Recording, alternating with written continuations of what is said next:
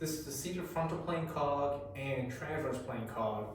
So the first one is going to address the uneven shoulder position. So a lot of times when we have this uneven shoulder, we're thinking about the rib cage right here. Usually we have one shoulder that's lower, that side of the rib cage tends to be more collapsed versus the other side is a bit more open. So we're going to reset that by experiencing both sides of that equation.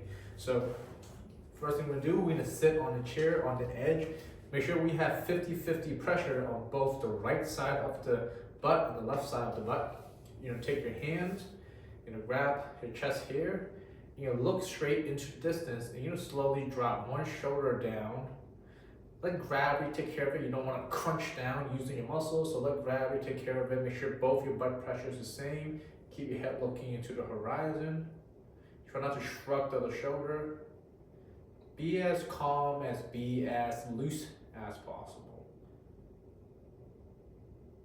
Once you're here, you come up, and now you can go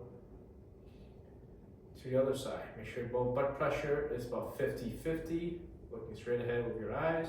Try to keep yourself lined up on the same axis. So when you do this, you don't want to lean over to the other side because now you're off axis. So stay on axis.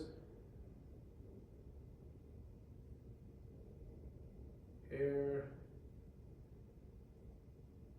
And then the other side. Another common mistake I see people make is that they rotate.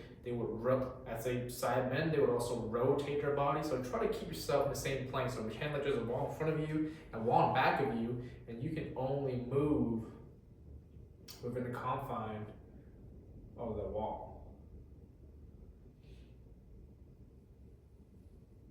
Okay, so that's what we call the frontal plane, and then we're going to work on the transverse plane, which is the rotation. Okay, so same thing, equal butt pressure on both feet, both hips. Look straight into the distance. You're going to rotate your torso, but keep your eyes looking forward, and you want to be on that same center axis the same way. Don't lean to one side and do this motion. You do the left side,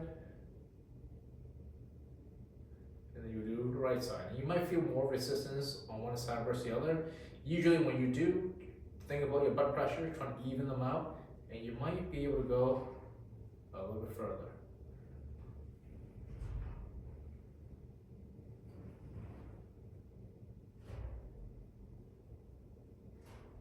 And you want to practice this about 10 to 20 times, both the frontal plane one and then the transverse plane one.